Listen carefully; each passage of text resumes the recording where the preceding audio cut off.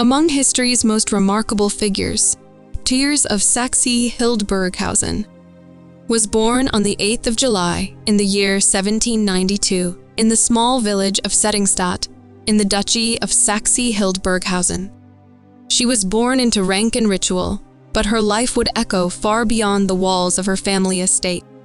Therese carried not only the blood of dukes and duchesses, but also the quiet strength of a future queen who would help shape Bavaria's public identity and culture. Her name would later become synonymous with unity, charity, and the spirit of celebration. Please watch my full video until the end, and don't forget to like, share, and subscribe. Please make sure to share it with your friends. Thank you. Now, let us dive into the full story.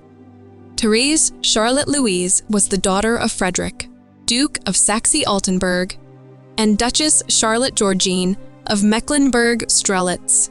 Her ancestry was impressive, tracing back to the noble houses of Wedin and Mecklenburg, linking her to many of Europe's ruling dynasties. Despite her royal lineage, her upbringing was grounded in modesty, education, and a sense of duty toward public life. From a young age, Therese was trained in court manners, languages, and the expectations of royal women. Her mother, Charlotte, was known for her poise and intellect, qualities she passed on to her daughter. Therese's childhood in the modest but culturally rich environment of Saxe-Hildburghausen shaped her early view of nobility, not as a right to command, but as a responsibility to serve. It was this principle that would later define her reign as Bavaria's beloved queen. Therese's early life was shadowed by the responsibilities of nobility and the quiet tragedies that shaped her character. Though born into privilege, she witnessed firsthand the fragility of royal life. Her family, though connected to powerful courts, was not particularly wealthy. The Duchy of Saxe-Hildburghausen struggled with financial hardship, and Therese learned to balance dignity with austerity from an early age. As the eldest daughter, Therese faced immense pressure to marry well, not for love, but for alliance. Courtly expectations meant that every gesture, every word, and every move was under watch. Her personal desires were secondary to her role as a dynastic tool. Yet even as a young woman, Therese possessed a quiet resolve. She understood her duty, but she would not let it erase her sense of identity. By the time she reached her late teens, marriage proposals began to arrive from various German courts. Her name was circulated as a potential bride for Napoleon Bonaparte, a union that never came to pass. Still, the fact that she was considered for such a match reveals the political weight she carried. Despite the uncertainty of her future, Therese maintained composure, guided by her mother's example. Charlotte Georgine was more than just a duchess. She was a figure of wisdom and moral clarity. Under her guidance, Therese prepared for a life that would demand strength beneath grace and purpose beneath protocol. The princess who once walked the quiet halls of Hildburghausen would soon find herself at the heart of one of Europe's most vibrant royal courts. In the year 1810, destiny came calling in the form of a Bavarian Prince Ludwig, heir to the throne and son of King Maximilian I of Bavaria. For Therese, this was not just another proposed alliance. It was a defining moment. At just 17 years old, she was chosen to become the bride of Crown Prince Ludwig, a man 10 years her senior, known for his intellect, passion, and unpredictable temperament. The marriage was not just a personal milestone, it was a political triumph. Bavaria had only recently been elevated to kingdom status under Napoleon's reorganization of Europe. By marrying a princess from the House of Wedin, the Bavarian court hoped to reinforce its legitimacy and prestige. Therese's noble bloodline and impeccable upbringing made her the perfect consort. Therese and Ludwig met in person in Munich, and while their early relationship was formal and carefully managed, it was clear that theirs made a strong impression. She was graceful, composed, and naturally dignified qualities Ludwig admired. even if he did not always cherish her loyalty as she deserved. The wedding was scheduled for October 12, 1810, and it was to become far more than a royal ceremony. In fact, it would mark the birth of a national tradition, Oktoberfest. Therese entered Bavaria not just as a bride, but as a symbol of unity and hope. Though she knew little of the challenges that lay ahead, she carried herself with the kind of inner strength that would one day earn her the love of a nation. Therese's wedding to Crown Prince Ludwig was not only a royal celebration, it became a historic national event. On October 12, 1810, the citizens of Munich were invited to partake in the festivities, which concluded with a grand horse race on the fields just outside the city gates. These fields were soon named Theresienwiese, or Therese's Meadow, in honor of the bride. What began as a single celebration of royal marriage evolved into what is now the world-famous Oktoberfest. The people of Bavaria embraced Therese not just as a future queen, but as a symbol of joy and unity. Her name became permanently linked to a tradition that celebrated life, culture, and community. Therese's conduct during these early public events earned her admiration. She was poised and gentle, yet never distant. Her modesty and genuine expressions of goodwill made her relatable to the common people. She visited hospitals, orphanages, and schools, establishing a personal connection with the Bavarian public that went beyond her title. Though the festival was born from her marriage, its enduring spirit was tied to the warmth she radiated. In the years that followed, Oktoberfest was held annually, growing into a cornerstone of Bavarian identity. Through this festival and her early appearances as crown princess, Therese laid the groundwork for a legacy that would extend beyond palaces and court politics. She became the people's royal graceful in image, generous in spirit, and forever remembered through the joyous celebrations held in her name. When Therese officially became Queen of Bavaria in 1825, she already held a beloved place in the hearts of her people. But with the crown came heavier burdens, ones she carried with quiet determination and enduring grace. In an era when royal women were expected to smile from balconies and remain silent in politics, Therese carved out a distinct role as a queen who listened, acted, and uplifted. Her public image was carefully maintained, yet genuinely earned. Therese believed that nobility came with a duty to serve.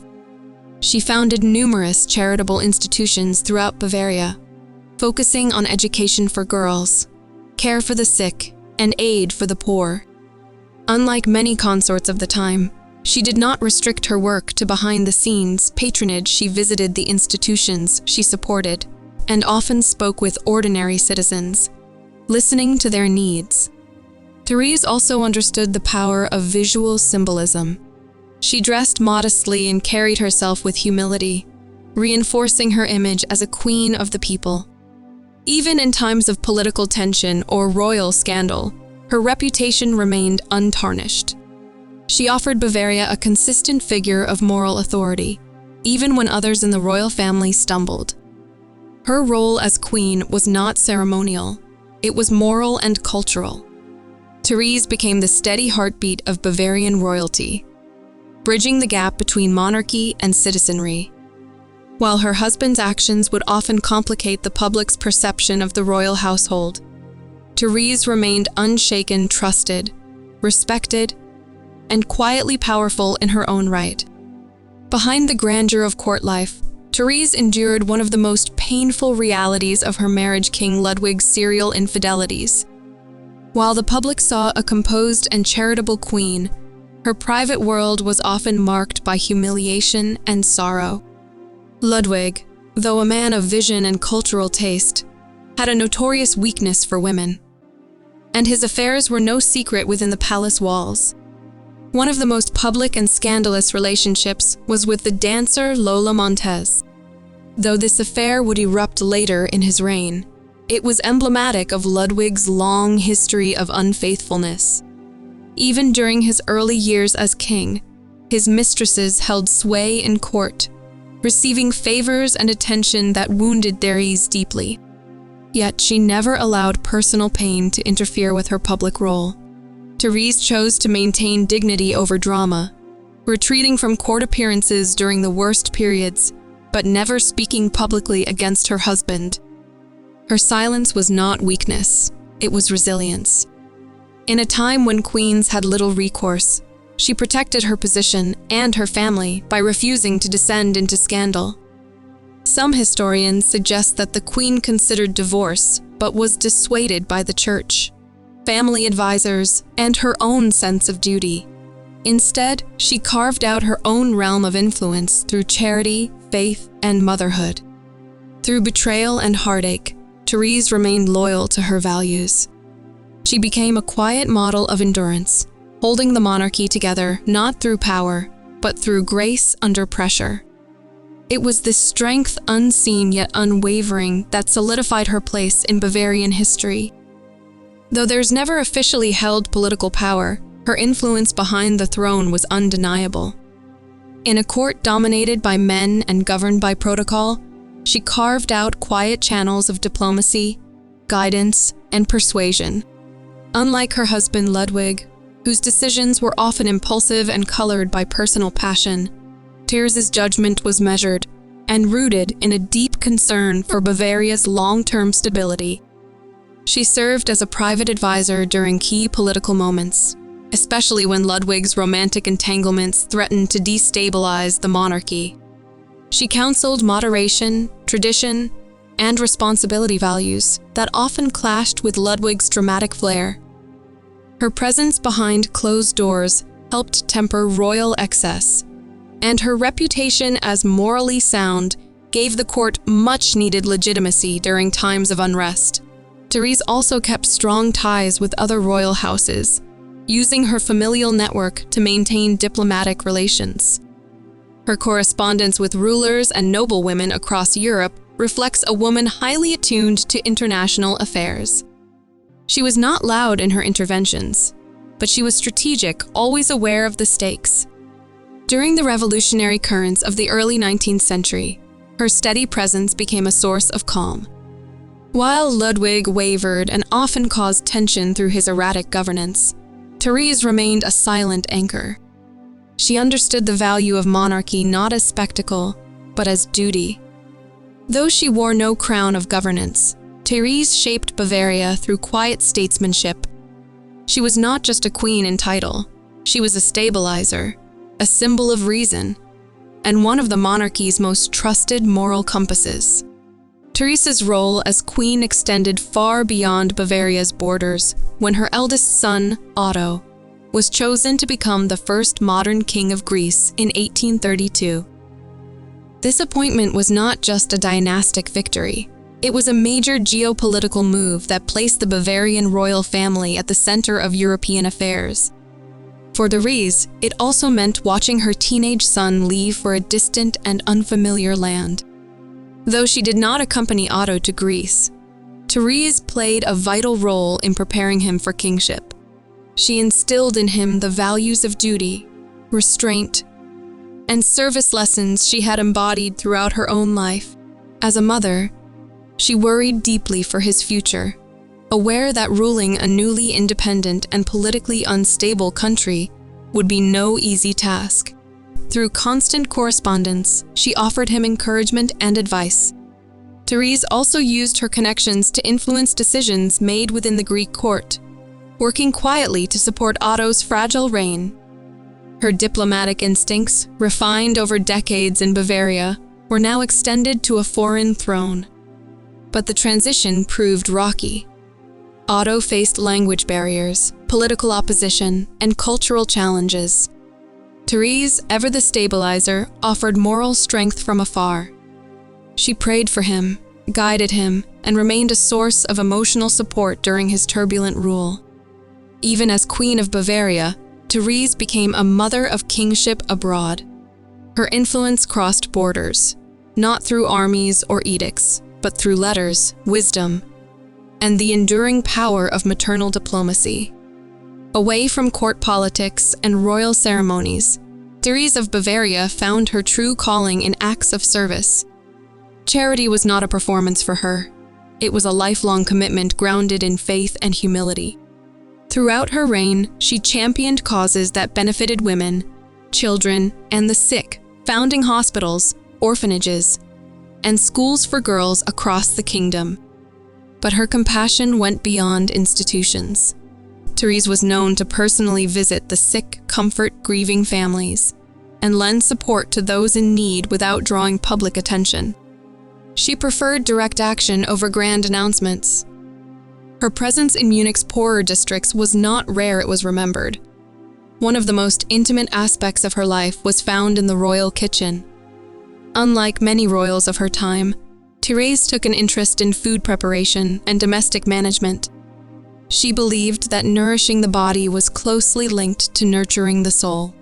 She often advised palace cooks on meals, and was known to teach young women practical household skills, emphasizing that even queens should understand the value of a simple, well-prepared dish. Her charitable philosophy was deeply rooted in Christian values. Therese viewed monarchy not as a privilege, but as a form of stewardship. To her, every act of compassion strengthened the crown's moral legitimacy. Therese's legacy was not built on battles or decrees, it was shaped in quiet kitchens, hospital wards, and orphan classrooms. She reminded Bavaria that true royalty lies in service. And through every life she touched, her compassion lived on quiet, faithful, and lasting. The year 1848 shook the foundations of Europe. Revolutionary waves spread from Paris to Vienna as people demanded constitutional rights, national unity, and the end of autocratic rule. In Bavaria, these pressures struck at the very heart of the monarchy, and Therese found herself watching her husband, King Ludwig I, falter under the weight of scandal and unrest. Ludwig's public obsession with Lola Montez had grown into a full-blown crisis. The actress wielded unusual influence over the king, alienating ministers and provoking outrage among the people. As political pressure mounted and demonstrations filled the streets of Munich, it became clear that the monarchy's survival demanded a sacrifice. Therese, always composed in public, was devastated in private. She had endured Ludwig's affairs for decades, but never had his behavior threatened the throne itself. Despite her heartbreak, she stood firm in her belief that the royal institution was bigger than personal pain. In March of 1848, Ludwig abdicated the throne in favor of their son, Maximilian II. It was a moment of both relief and sorrow. The king who had once stood beside her in triumph now stepped aside in disgrace. Therese did not waver. She supported her son's transition, offering the same counsel and calm presence that had carried the monarchy through past storms.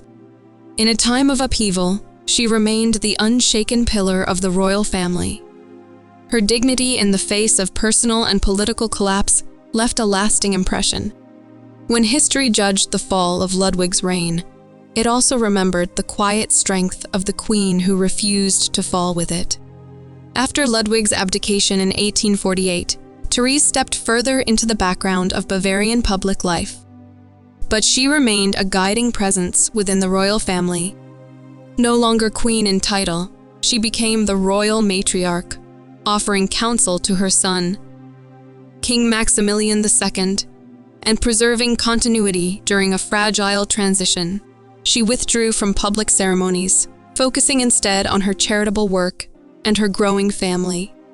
She welcomed grandchildren, supported institutions she had founded decades earlier, and maintained correspondence with nobles and clergy across Europe. Her role shifted from queen consort to queen mother, quiet, dignified, and ever watchful. Despite the decline of her husband's reputation, Therese's image remained unblemished. She continued to be loved by the Bavarian people, not for grand displays or political maneuvers, but for her unwavering values. She never defended Ludwig's scandals, nor did she publicly criticize them. Her silence was graceful, her distance purposeful. As the political landscape of Europe changed with revolutions and reforms, Therese's influence was more cultural than political. She embodied a style of monarchy rooted in compassion, duty, and moral example values increasingly rare in the stormy 19th century. Therese of Saxe-Hildburghausen died on the 26th of October in the year 1854 at the age of 62. Her passing was mourned across Bavaria, not merely as the death of a former queen, but as the loss of a symbol of stability and kindness. Her memory endured not in statues or monuments, but in the hospitals, schools, and lives she had touched. In her quiet end, she found a final peace, leaving behind a legacy more powerful than any throne. Therese of Saxe-Hildburghausen left behind a legacy built not on conquest or controversy, but on compassion, duty, and quiet strength. While her name may be most widely associated with the festive joy of Oktoberfest, her true impact reached far deeper into Bavarian society. She was a queen who never ruled, yet her influence shaped the moral heart of a kingdom. Her charitable institutions continued to serve the people long after her death. Hospitals, schools for girls, and homes for the vulnerable stood as living testaments to her life's mission. These were not symbolic gestures, they were functional, lasting improvements that reflected her belief that nobility must serve the people, not tower above them. Therese's personal dignity, maintained through scandal, betrayal, and revolution, became a model for queenship across Europe. She offered a template for what it meant to be powerful without being forceful, visible without seeking the spotlight. Her ability to endure with grace made her one of the most respected royal figures of the 19th century. Even today, the Theresian Wheeze, also known as Therese's Meadow, serves as a reminder of her role in one of the world's greatest cultural traditions. Yet beyond the festival tents and merry crowds, there remains the quieter legacy of a woman who held her family, her nation, and her values together through decades of change. Therese was more than a royal bride or a silent consort. She was a pillar of strength in a turbulent time. And though her reign ended long ago, the spirit she embodied still lives on in the heart of Bavaria. Thank you very much for watching.